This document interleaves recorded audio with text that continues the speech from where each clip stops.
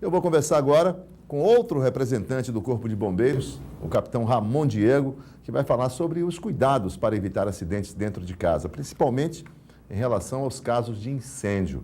Capitão. Bom dia. Bom dia. Bem-vindo aqui ao nosso De Olho na Cidade. Capitão, em quais casos de resgate os bombeiros precisam ser acionados? Em quase todos, né? Quando a vítima se sentir ameaçada, né? Uma edificação estiver em chamas, deve acionar o Corpo de Bombeiros, através do número 193. E no caso de um incêndio doméstico, a pessoa pode tentar controlar o fogo? Qual é a indicação correta? Primeiramente, acionar o Corpo de Bombeiros, 193. Se tiver no local um extintor, usar o extintor. Explicando como é que acontece os acidentes. O comportamento do fogo. Se inicia o processo de incêndio, o princípio, para ficar claro para a população. O que é o incêndio? É o fogo fora de controle. Então ele começa a ter um curto-circuito dentro de casa, começa a ter um processo de inflamabilidade, libera gases tóxicos e inflamáveis. Então, para ficar bem didático, o pessoal entender aqui, olhando para o teto. O fogo ele tende a se verticalizar. Tem o princípio de incêndio, começa a ocupação do ambiente com gases, ele vai verticalizando, encontra resistência. Nessa resistência ele desce e vai inflamando objetos, pertences, objetos próximos ao local que permita a inflamabilidade rápida, revestimentos, como exemplo cortina, sofá, e algumas características do ambiente que permitem o processo de propagação rápida desse fogo, que é por 3 características importantes. A condução, que é de molécula a molécula, a irradiação, com a fonte de calor próxima ao local, e a convecção dessa massa quente de ar que atinge o teto e começa a inflamar no ambiente. Então, para ficar bem didático, como é que acontece dentro de casa esse princípio de incêndio? Esquece uma vela acesa, ferro de passar, o que é mais? Panela no fogo, cocção e começa a cozinhar alimentos e deixa isso, vai com crianças dentro de casa. Crianças devem estar sob supervisão de adultos. Para pontuar mais ainda, os incêndios começam sempre o quê? À noite, quando o pessoal esquece, e na hora das refeições. Então, panela no fogo, queimadura nesses ambientes, porque ao mexer com panela, ao mexer com objetos na cozinha, a senhora, o senhor de idade, a criança toca na panela, ela por sua vez expande esse líquido aquecido e provoca esse princípio de acidente no local e permite também esse incêndio na cozinha. Com relação, principalmente ao incêndio, entender a fumaça. Repetindo, por que as pessoas morrem no incêndio e por que isso acontece? A propagação do fogo se dá pela fumaça, para ficar bem claro. O tempo de sobrevida na edificação em chamas é 5 minutos no máximo. Vou explicar novamente para a população. O fogo começa, essa fumaça ocupa o ambiente. Quando ela ocupa, ela desce o quê? Altamente rica e densa. A pessoa, ao aspirar essa fumaça, vem a asfixia, o coma e possivelmente a morte no ambiente de incêndio. Então, percebeu que a fumaça, percebeu o cheiro, a presença, aciona o Corpo de Bombeiros. Por quê? Ela mata rápido e erroneamente as pessoas procuram se abrigar nesses locais. Então, ao perceber, combata o incêndio nos momentos iniciais e desça. Nunca suba para a edificação ou para o teto do edifício. Primeiro, não usar elevador, descer as escadas. Nessas condições, no ambiente doméstico. Ô, capitão, tem a questão da cozinha. O senhor falou a cozinha é um dos principais locais de acidente doméstico. No caso aí, botijão de gás, quando ele explode, ele causa um dano gravíssimo, né? Mas tem também à noite, quando as pessoas esquecem eletrodomésticos ligados. Isso, vamos chegar lá agora. Vamos lá, chegando no computador, notebook. Ou seja, muita gente adora ficar na internet de noite, notebook está lá, esquenta, começa a aquecer e a pessoa está dormindo ali e começa a inalar aquela fumaça. Às vezes morre dormindo. Isso. É um perigo o notebook. Perigo. Em todos os casos, há sobrecarga da tomada. Então, erroneamente, a população, o desaviso público com relação à sobrecarga nesses equipamentos. Aquece, vem a surgir o princípio de incêndio, por sua vez, a propagação do fogo. Automaticamente, usar o extintor para essas localidades. Então, para ficar bem didático, aqui está na parede, né? Usando aqui o fundo, está lá a tomada, eu coloco 3 pontos, superaquece essa fiação. T, né? Explicando, a fumaça vai ocupar o local, a pessoa está dormindo, vai inalar a fumaça. 5 minutos pode levar a vítima a óbito. O senhor falou com relação aos riscos na cozinha. Primeiramente, GLP. Como é que começa a ter o princípio ali de incêndio e o vazamento? As pessoas não verificam o estado do botijão de gás. Então, só adquirir esse equipamento, o botijão, em locais, em pontos de revenda autorizados. Verificar as conexões, a válvula de segurança E as braçadeiras. Então, verificando o estado da mangueira. Nunca passar a mangueira por trás do fogão. Se esse botijão estiver próximo a uma tomada, afastar 1,5 metro. Evitar, dentro desse compartimento, colocar o botijão em locais fechados, que não tenham movimento de circulação de vento, ou seja, compartimentados. Então, o pessoal geralmente pega o botijão, coloca embaixo de um cômodo, ou então embaixo da pia, tranca.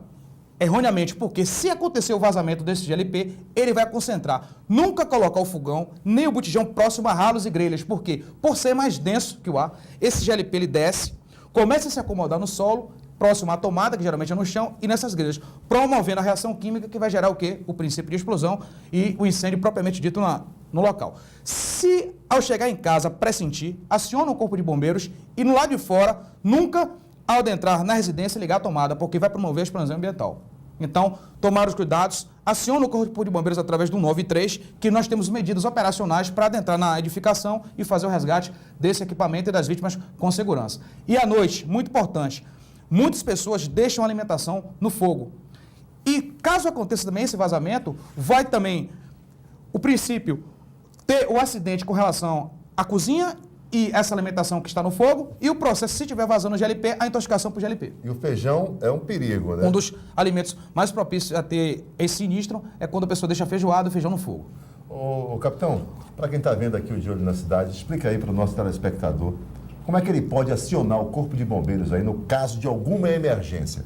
Voltando até para o GLP também, chegou muitas pessoas, por que acontecem esse princípio de explosão e para chegar no nosso acionamento?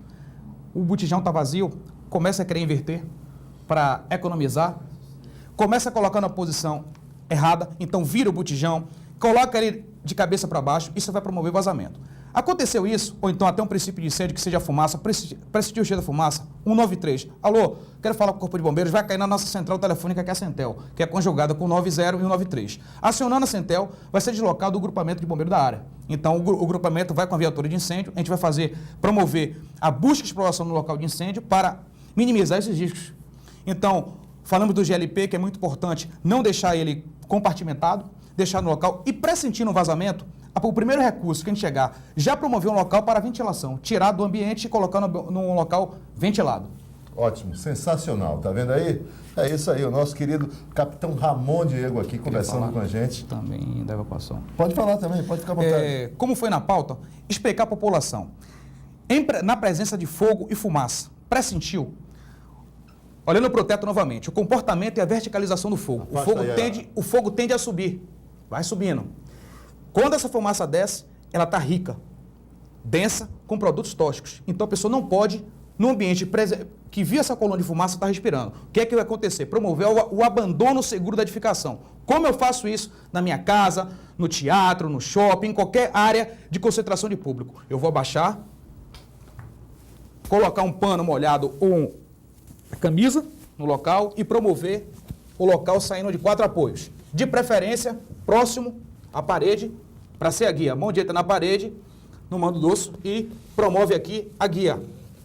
Ficar respirando próximo ao solo, porque próximo ao solo ainda eu vou encontrar oxigênio.